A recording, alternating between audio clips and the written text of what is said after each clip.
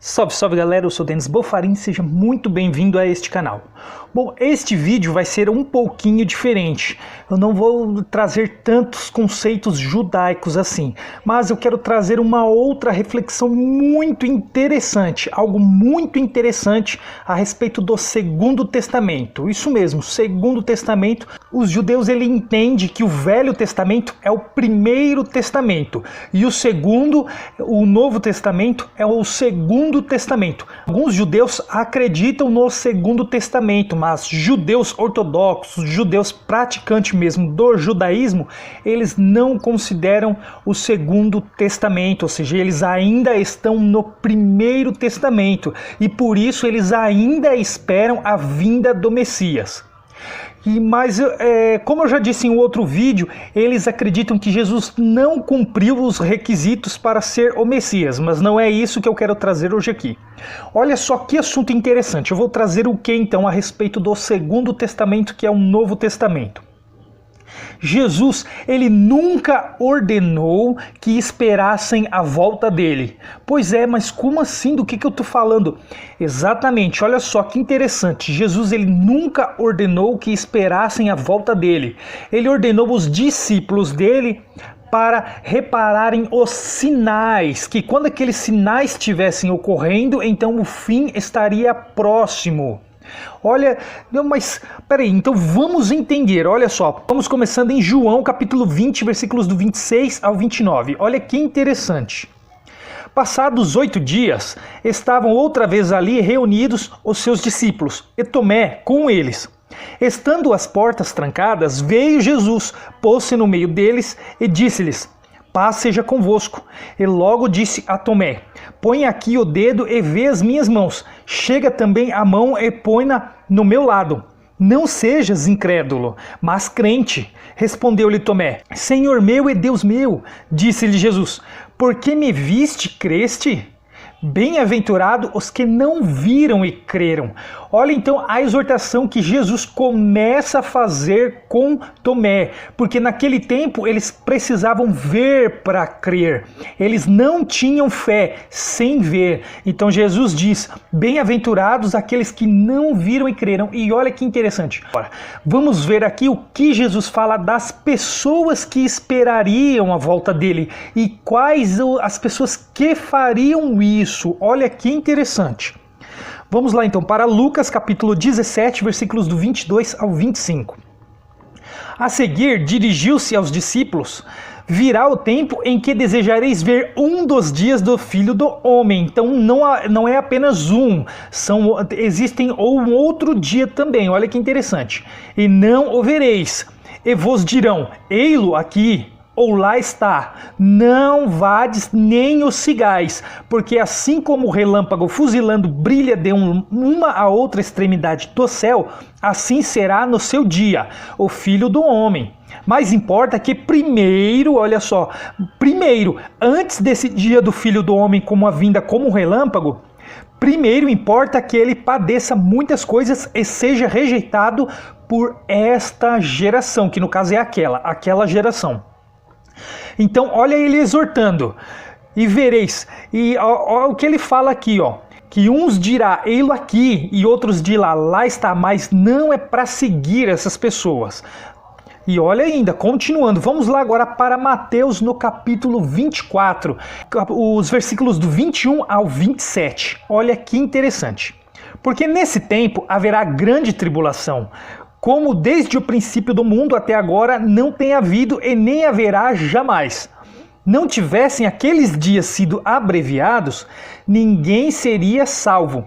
Mas por causa dos escolhidos, os escolhidos são os 12 apóstolos que Jesus escolheu, que sentarão em 12 tronos para julgar as 12 tribos. Olha só, ninguém seria salvo, mas por causa dos escolhidos, que é os apóstolos, tais dias serão abreviados. Então, se alguém vos disser quem? Os discípulos de Jesus, vos disser para eles: eis aqui o Cristo, ou ei-lo ali, não acrediteis, porque surgirão falsos cristos e falsos profetas operando grandes sinais e prodígios para enganar, se possível, os próprios eleitos. que é os apóstolos escolhidos para julgar as 12 tribos de Israel. Vede que vô-lo tenho predito. Portanto, se vos disserem, eis que ele está no deserto, não saiais, ou ei-lo no interior da casa, não acrediteis, porque assim como o relâmpago sai do oriente e se mostra até no ocidente, assim há de ser a vinda de quem? Olha, do Filho do Homem. Então Jesus, ele exorta a não esperar essa vinda dele, a não ir atrás, não ficar buscando essa vinda dele, a não esperar essa vinda, porque viria como um ladrão, viria como um relâmpago que se mostra do Oriente até o Ocidente. Então se alguém disser, eis ali ou ei lá, não é para ir atrás destas pessoas que dizem isso. E o mais interessante, vamos ver também que ele vai exortar quem são essas pessoas que dizem isso. Olha só, continuando, Mateus capítulo 24 ainda, olha agora um pouquinho mais para frente, dos versículos 33 ao 36. Assim também vós eles, os discípulos dele, quando virdes todas estas coisas, sabei que está próximo às portas. Em verdade, vos digo que não passará esta geração sem que tudo isto aconteça. Passará o céu e a terra, porém as minhas palavras não passarão, e não passaram mesmo, tanto que está aí até os dias de hoje. Mas a respeito daquele dia e hora, ninguém sabe, nem os anjos do céu, nem o Filho, senão o Pai. Aqui podemos ver uma semelhança com uma mulher grávida. Ela não sabe o dia e a hora que o bebê vai nascer, mas ela sabe que ela tem 9 meses. Então Jesus, ele diz a mesma coisa, ele deixa muito claro que não passaria aquela geração sem que todas estas coisas acontecessem, mas que ninguém saberia o dia e a hora. Olha que interessante, Mateus agora, capítulo 16, os versículos 27 e 28, vai dizer assim: porque o Filho do Homem há de vir na glória de seu Pai, com os seus anjos, e então retribuirá cada um conforme as suas obras.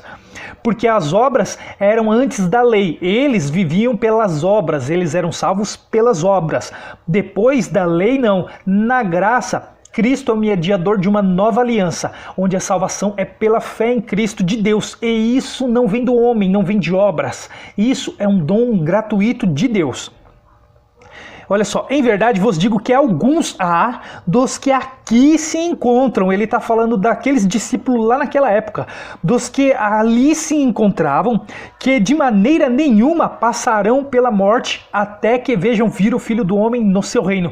Então alguns discípulos ali naquele momento não iriam morrer até que visse o Filho do Homem no seu reino. Olha que interessante. Mateus ainda capítulo 21, versículos do 33 ao 37.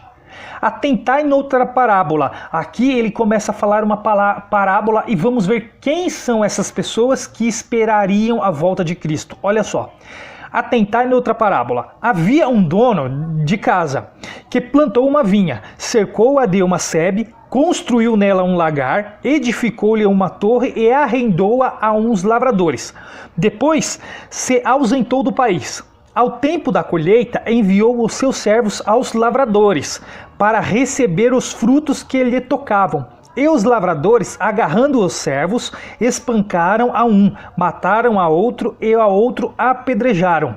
Enviou ainda outros servos em maior número e trataram-nos da mesma sorte. E por último, enviou-lhes o seu próprio filho, dizendo: a meu filho respeitarão. Então, ou seja, essa parábola é referente aos profetas, que os pais das 12 tribos, eles mataram os profetas. Deus, ele escolheu um povo que foi Abraão, ele plantou a vinha.